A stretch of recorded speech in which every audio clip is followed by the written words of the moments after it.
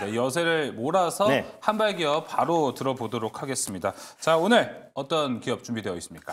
네, 일단 뭐 제가 이제 여기 한발에서 이제 말씀드리는 종목이 뭐 당장 오늘 가라, 내일 가라 이런 관점으로 드리는 게 아니라 천천히 올라갈 수 있는 종목들을 말씀드리는데 또 시장에 또 기가 막히게 맞아서 또 바로바로 이제 반응을 하고 있다라는 그렇죠. 것만 네. 말씀을 드리도록 할게요. 그래서 오늘 드릴 종목도요, 이제 AI 관련된 솔루션 업체다라고 네. 보시면 될 것 같은데.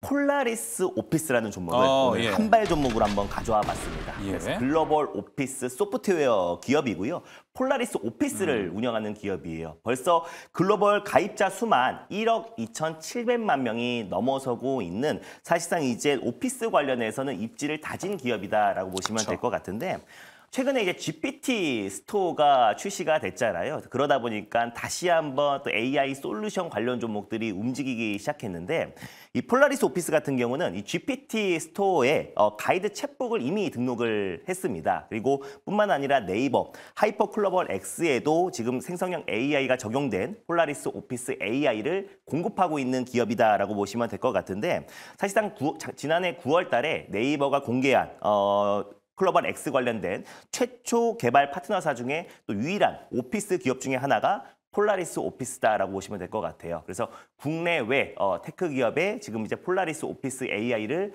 공급하고 있기 때문에 생성형 AI 시장이 빠르게 성장하고 있고 2030년 기준으로 1,600조 가까운 시장으로 성장하고 있기 때문에 아까 말씀드린 대로 지금 미국과 또 우리나라의 어떤 기술 격차가 477년 정도 벌어지는 상태고 또 정부 차원에서도 강력한 육성 정책이 나온다고 했을 때 우리가 AI, 특히 솔루션 관련 종목들은 좀 관심 있게 볼 필요가 있다라고 보고 있습니다. 거기에다가 작년에 또 이제 테슬라의 또 이제 디스플레이 오피스 웹 서비스 연동을 한다라는 보도가 나왔어요. 그래서 공식적으로 이제 자율주행 레벨 3로 가는 과정에서 차량 안에서 이제 주행 중에 우리가 이제 뭐 영화라든지 아니면 간단한 업무를 이제 볼 수가 있는데 결국에 테슬라의 어떤 인포테인먼트에 실질적으로 이제 폴라리스 오피스 앱이 공급된다고 했을 때는 가장 이제 자율주행의 선도 기업인 테슬라에 공급된다고 했을 때 앞으로도 글로벌 완성차 업체에도 폴라리스 오피스 앱에 오피스 앱이 계속해서 공급이 확산될 가능성이 굉장히 높다라고 저 보고 있습니다. 그래서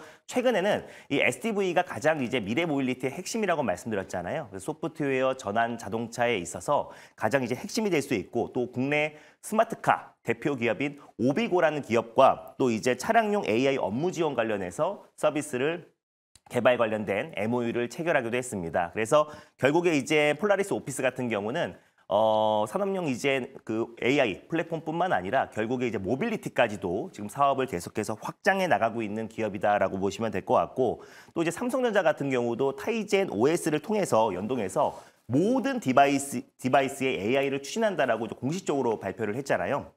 근데 폴라리스 오피스 계열사를 통해서 타이젠 관련된 변환 서비스인 폴라리스 앱 변환기도 특허를 이제 보유하고 있는 기업이다 보니까 삼성향 AI 관련된 속도를 낸다고 했을 때도 또 이번에 갤럭시 S24에도 특히 이제 생성형 AI가 접목된다라고 그렇죠. 했는데 결국 폴라리스 오피스도 직간접적으로 수혜를 받을 수 있다라고 보고 있고요. 지금 이제 나와 있는 표가 중국 같은 경우는 한 38년 정도가 이제 미국에 뒤쳐져 있고 한국 같은 경우가 가장 큽니다. 그래서 OECD 국가 중에서 477년 가까이 기술 격차가 벌어진 상태이고 또 지금 투자 규모도 사실상 이제 투자 예산도 미국의 지금 3%에 미치기 때문에 결국에 앞으로의 어떤 정부 차원의 강력한 육성 정책이 나온다고 했을 때 이 AI 특히 생성형 AI 관련된 기술력을 가지고 있는 기업들은 당분간 모멘텀이 좀 이어질 가능성이 높다고 보고 있고 또 최근에 이제 급등에 따른 3일간 단일가 거래에 들어갔었어요. 그래서 오늘 풀리는데 관련해서 다시 한번 매수세가 유입될 가능성이 높다고 보고 있고 또 다시 한번 생성형 AI 특히 국내에서는 AI 오피스 앱 중에서 가장 선도 기업이다 보니까 충분히 모멘텀이 살아있다는 관점에서 한발 종목으로 가져와 봤습니다. 그렇다면 폴라리스 오피스의 가격 전략 어떻게 될까요? 네, 일단 가격 전략을 이제 말씀을 드리면요. 오늘 좀 변동성이 좀 있을 수 있을 거라고 그렇죠. 보고 있어요. 예, 그러다 보니까 가격 전략은 6,300원으로 일단 매수가를 좀 잡아드리도록 하겠고요. 목표가는 7,300원, 그리고 손절가는 5,350원을 말씀드리도록 하겠습니다. 알겠습니다. 폴라리스 오피스 가격 전략 확인 한번 해보시고요. 여기 관련해서는 최근에 이제 마이크로소프트, 구글, 바드가 맞습니다. AI 오피스 유료화를 점차 도입을 하고 있습니다. 그러다 보니까 폴라리스 오피스 같은 경우도 제공하는 이 챗 GPT 같은 서비스 같은 경우 같은 유료화를 밟을 가능성이 큰가요? 아니면 그렇게 된다면 경쟁력이 어느 정도 되는지가 궁금하네요. 뭐 이미 폴라리스 오피스는 유료화가 되어 있는 상태이기도 하고요. 네. 근데 사실 뭐 마이크로소프트의 어떤 이제 MS 오피스보다는 경쟁력은 약하다라고 좀 보고 있는데 그래도 이제 폴라리스 오피스의 어떤 절대적인 강점은 미래 모빌리티 쪽에 확산하고 있다라는 모빌리티. 거예요. 네, 맞습니다. 그래서 폴라리스 오피스의 자회사가 폴라리스 세원이에요. 예. 자동차 부품 업체입니다. 그래서 예. 전장 사업 쪽에 예전부터 집중을 하고 있고 방금 말씀드린 것처럼 스마트카 플랫폼 업체인 오비고아도 최근에 M&A를 취득하면서 SDV 전환에 있어서 특히 테슬라에도 지금 오피스 앱을 공급한다고 말씀드렸잖아요. 그러니까 사실상 이 자율주행과 SDV 전환에 있어서 글로벌 가장 큰 선도 기업에 이 오피스 앱을 공급했다라는 거는 앞으로 미래 모빌리티 쪽은 그래도 폴라리스 오피스가 경쟁력이 있다라고 좀 보고 있습니다. 뭐 그 외에도 아까 한국과 미국 간의 어떤 기술 격차가 크다라고 말씀드렸었는데 그럼 당연히 정부 차원에서도 우리 한국의 어떤 이제 오피스 앱뿐만 아니라 이 생성형 AI 쪽에 이제 기술 발전을 위해서 강력한 육성 정책이 나올 수밖에 없다라고 좀 보고 있습니다. 예. 그랬을 때 이제 국산 오피스 앱의 어떤 이제 발전과 또 그리고 투자 규모가 확대된다고 했을 때 충분히 경쟁력이 있다라고 좀 보고 있습니다. 네, 알겠습니다. 자, 그러면은 오히려 폴라리스 오피스는 전장 이 미래 모빌리티 미래 쪽에 모빌리티 강점이 있는 기업으로 확인해 보시면 좋을 것 같습니다. 자, 그럼 계속해서 VS 시간도 진행해 볼게요. 네. 폴라리스 오피스가 포함된 이 AI 소프트웨어 안에서는 폴라리스 그리고 한글과 컴퓨터, 이스트 소프트 정도를 요새 좀 보면 좋을 것 같습니다. 김준호 매니저는 당연히 폴라리스 오피스를 탑픽으로 해줄 테니 네. 한컴과 이스트 소프트와 비교해서 폴라리스 오피스가 훨씬 더 좋은 이유, 뭐 기술적으로 봐도 좋습니다. 다 막강한 종목들이에요. 정말로 이제 어떤 손가락을 깨물어도 안 아픈 손가락이 없듯이 폴라리스 오피스, 한컴 그리고 이스소프트 다 좋은 종목인데 예. 그래도 이제 폴라리스 오피스가 제가 이제 미래 모빌리티 쪽으로 또 워낙에 좋게 보고 있고 또 그리고 SDV 전환이 또 올해와 내년이 가장 이제 모든 전차종을 현대차가 전환한다고 했기 때문에 또 관련해서 이제 SDV 전환에 있어서도 폴라리스 오피스가 수혜를 받고 또 생성형 AI 또 타이젠 OS에 맞는 변환기 특허를 또 갖고 있는 기업이다 보니까 여러 가지 모멘텀을 본다고 했을 때는 그래도 폴라리스 오피스만의 강점이 있지 않을까라는 관점에서 1등 종목은 폴라리스 오피스를 좀 설정해 보도록 하겠습니다. 이 순위는 2순위는 이스소프트. 네, 근데 둘 알겠습니다. 다 근데 지금 단일가 거래에 들어갈 거예요. 한컴과 이스소프트가 이제 최근에 어떤 상승에 따른 단일가 거래가 들어가기 때문에 단일가 거래 풀리고 나서 접근해 하셨으면 좋겠고 뭐 이스소프트 그다음에 이제 한글과 컴퓨터 정도 순으로 보셨으면 좋겠습니다. 알겠습니다. 자, 김영민 매니저의 의견도 궁금합니다. 이 라인업. 네. 세 종목 중에 네. 사실 이제 지금 말씀해줬던 것처럼 한글과 컴퓨터하고 이스트 소프트가 지난주에 이제 GPT 스토어 이슈가 부각이 되면서 가장 좀 강하게 올라온 맞아요. 종목들이다 보니까 지금 이제 경고 딱지가 붙어 있어요. 그래서 이게 주가도 좀 단기간에 너무 좀 많이 올랐고 또 아무래도 이제 단일가 거래가 이제 좀 되다 보면은 이게 이제 장중 대응이 조금 어려울 수 있거든요. 30분 동안 기다렸다가 막 한 번씩 이제 거래를 그렇죠. 해야 되는 상황이기 때문에 저는 오늘 또 탑픽 종목을 김준호 매니저님하고 마찬가지로 폴라리스 오피스 설명을 좀 드리고 싶은데 네.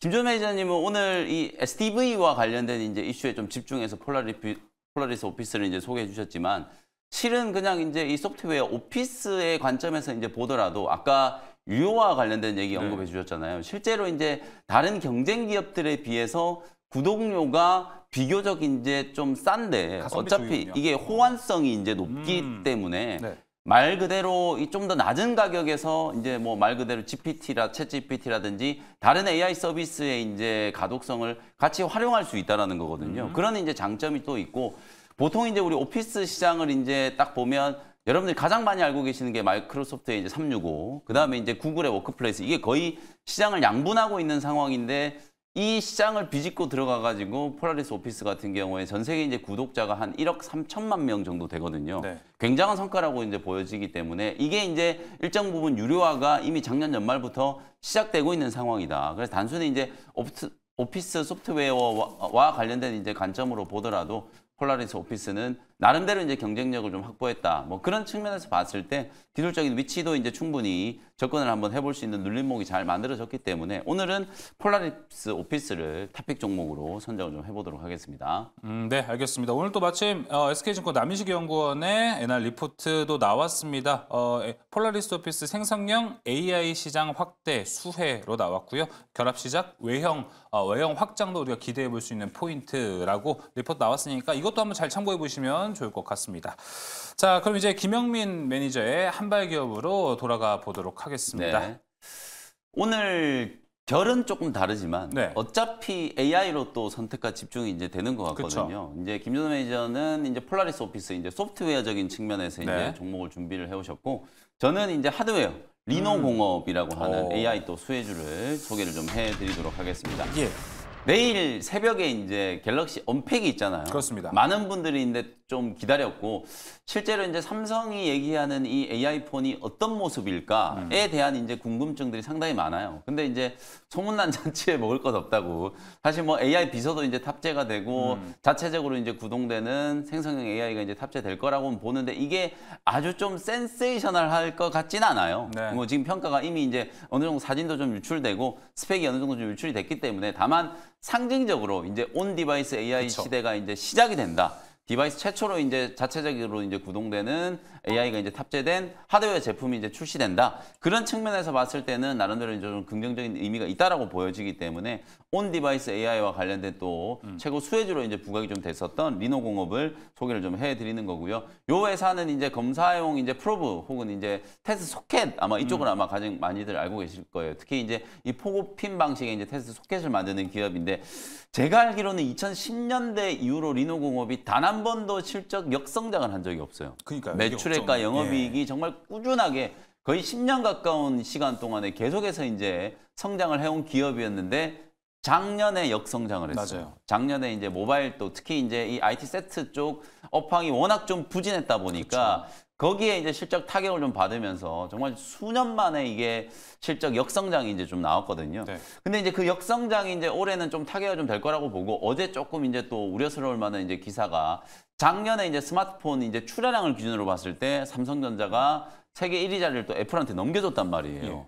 이런저런 상황들을 봤을 때 아마 삼성전자는 갤럭시 S24에 정말 전폭적인 어떤 마케팅을 쏟아붓지 않을까 이런 이제 생각에서 온 디바이스 AI와 관련된 이제 스마트폰 출하량의 또 회복.